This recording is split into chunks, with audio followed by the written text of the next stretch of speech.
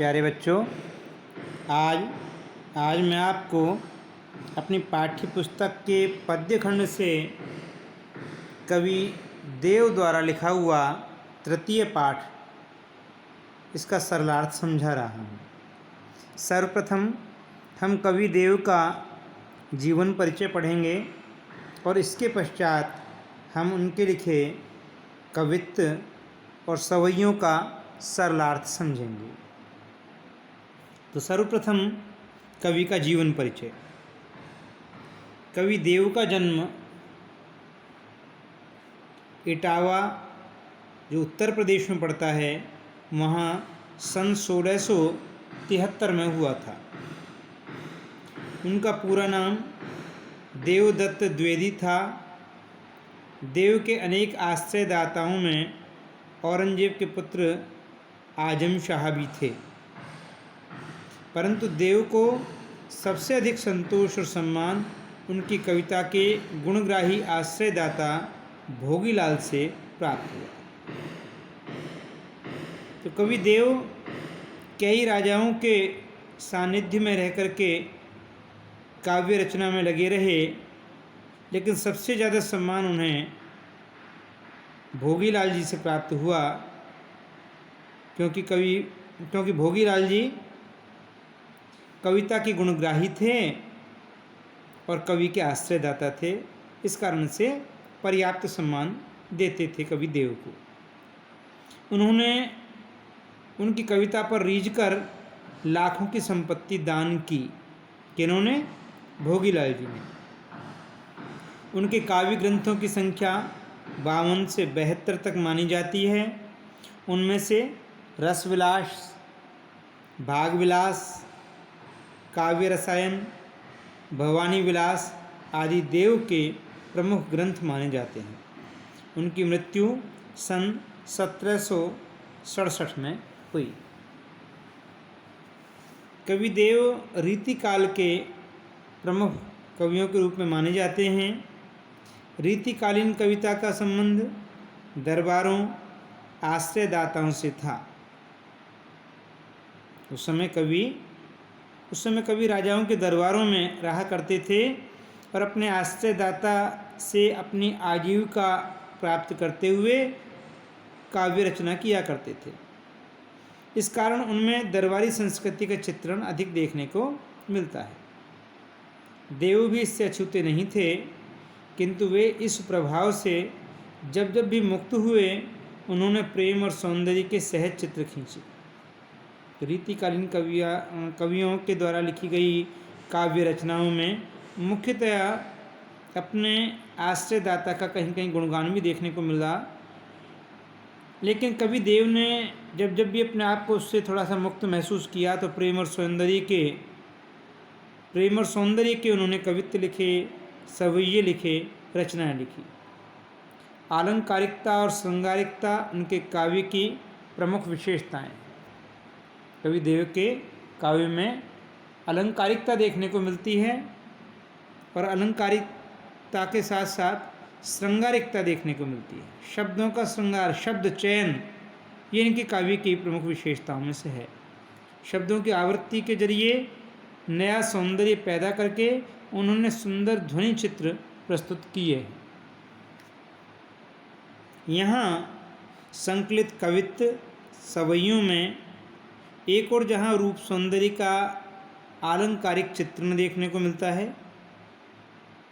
कवि देव ने भगवान श्री कृष्ण के रूप सौंदर्य का वर्णन किया है अपनी कवित्व में।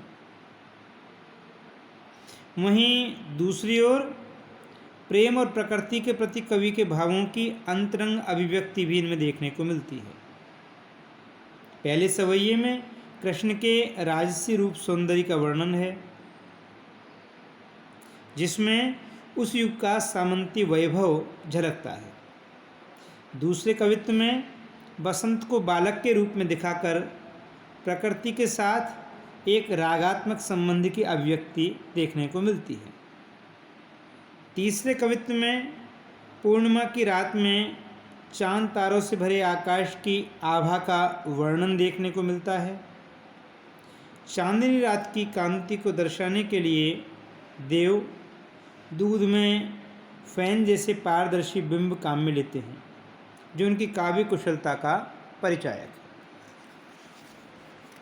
अब हम देखते हैं कवि देव के द्वारा लिखा पहला सवैया, जिसमें कवि देव ने भगवान श्री कृष्ण के रूप सौंदर्य का वर्णन किया है।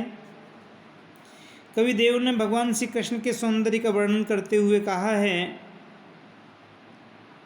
कि कृष्ण ने अपने पैरों में घुंघरू पहने हुए हैं, कमर में कमरधनी जिसे किंकणी कहा जाता है उसे धारण किया हुआ है, उसमें भी घुंघरू लगे हुए हैं, और उनकी मधुर मधुर ध्वनि बड़ी मनमोहक महसूस हो रही है। श्याम वर्ण के कृष्ण हैं, जिन्होंने पीले रंग के वस्त्र धारण किए हुए हैं और गले में वैजयंती माला धारण की हुई है। मस्तक पर उनके मुकुट है, बड़े और चंचल नेत्र हैं और मंद मंद मुस्कुरा रहे हैं।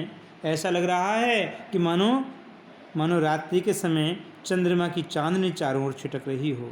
और कृष्ण के इस स्वरूप के कारण, इस सौंदर्य के कारण कवि देव कह रहे हैं कि कृष्ण ब्रज के दूल्हे के समान महसूस हो रहे हैं। हम सवई का एक बार सरलार्थ देखते हैं कि पायन नूपुर मंजू बजे, कटि किंकणी कै धुन की मधुराई, सांवरे अंग लसै पटपीत हिय हुलसै वनमाल सुहाई, माथे किरीट बड़े दृग चंचल, मंद हंसी मुख चंद जुन्हाई, जय जग मंदिर दीपक सुंदर, श्री ब्रज दूल्हे देव सहाई। कवि देव भगवान श्री कृष्ण के सौंदर्य का वर्णन करते हुए कहते हैं कि पायनी नूपुर मंजू बजें, कि भगवान श्री कृष्ण ने अपने पैरों में क्या धारण किए हुए हैं? नूपुर। और नूपुर कैसे हैं? मंजू, सुंदर सुंदर सुंदर नूपुर, घुंघरू भगवान श्री कृष्ण ने अपने पैरों में धारण किए हुए हैं। और कटि किंकणी, कटि मीन्स कमर, कमर में उन्होंने किंकणी धारण की हुई है। किंकणी का मतलब है कमरधनी, जिसे कौंधनी के नाम से भी जानते हैं। तो कटि किंकणी के धुन की मधुराई, कमर में बंधी हुई कमरधनी अर्थात किंकणी में लगे हुए घुंघरू और पैरों के घुंघरू की मधुर मधुर ध्वनि चारों ओर फैल रही है। पायन नूपुर मंजू बजे, कटि किंकणी के धुन की मधुराई, सांवरे अंग लसे पटपीत। और भगवान श्री कृष्ण का कैसा वर्ण है? सांवरा। भगवान श्री कृष्ण सांवले वर्ण के हैं। सांवले अंग लसे पटपीत, और सांवले शरीर के ऊपर भगवान श्री कृष्ण ने पटपीत, पट मीन्स वस्त्र और पीत मीन्स पीले, पीले वस्त्र धारण किए हुए हैं। सांवले अंग लसे पटपीत, भगवान श्री कृष्ण ने अपने सांवले शरीर के ऊपर पीले रंग के वस्त्र धारण किए हुए हैं, जो लसे मीन्स फब रहे हैं उनके शरीर के ऊपर, सुशोभित हो रहे हैं। वो पीले वस्त्र उनके सांवले शरीर के सौंदर्य को बढ़ा रहे हैं। सांवले अंग लसे पटपीत, हिय हुलसे वनमाल सुहाई। और हिय मीन्स हृदय पर, हिय हुलसे वनमाल सुहाई, उन्होंने गले में वन के पुष्पों की माला धारण की हुई है, अर्थात वैजयंती माला धारण की हुई है। गले में धारण की हुई वैजयंती माला जो उनके हिय मीन्स हृदय पर आगे लटकी हुई सुशोभित हो रही है, सुंदर लग रही है, उनके सौंदर्य को और अधिक निखार रही है। सांवले अंग लसे पटपीत, हिय हुलसे वनमाल सुहाई। माथे किरीट, और उन्होंने मस्तक पर क्या धारण किया हुआ है? किरीट। किरीट मीन्स मुकुट। भगवान श्री कृष्ण ने अपने मस्तक पर मुकुट धारण किया हुआ है। माथे किरीट, बड़े दृग चंचल, और उनके दृग मीन्स नेत्र। नेत्र कैसे हैं? बड़े बड़े और चंचल नेत्र हैं भगवान श्री कृष्ण के। और मंद हंसी मुख चंद जुनाई, और मंद मंद मुस्कुरा रहे हैं भगवान श्री कृष्ण। उनके चेहरे की मंद मंद मुस्कुराहट ऐसी नजर आ रही है मानो चंद्रमा की चांदनी चारों ओर छिटक रही हो। मुख रूपी चंद्रमा भगवान श्री कृष्ण सौंदर्य में इतने अधिक सुंदर हैं कि उनके मुख को चंद्रमा से कहीं अधिक सुंदर बताया गया है। तो मंद हंसी मुख चंद जुनाई, जुनाई मीन्स चांदनी। भगवान श्री कृष्ण के मुख रूपी चंद्रमा से मानो चारों ओर चांदनी छिटक रही है, अर्थात चंद्र किरणें जैसे चारों ओर छिटकती हैं, चंद्रमा की चांदनी जैसे चारों ओर छिटकती है, इसी प्रकार से भगवान श्री कृष्ण के मुखमंडल के मुस्कुराहट भरी आभा मानो चारों ओर फैल रही है।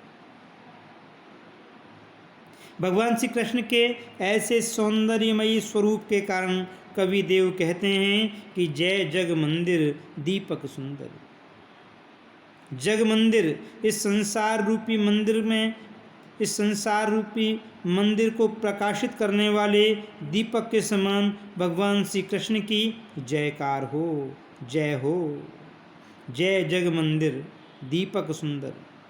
इस संसार रूपी मंदिर को प्रकाशित करने वाले, इस संसार रूपी मंदिर में अपने प्रभाव को छोड़ने वाले, इस संसार रूपी मंदिर को चमत्कृत करने वाले, इसको रोशन करने वाले दीपक के समान भगवान श्री कृष्ण की जय जयकार हो।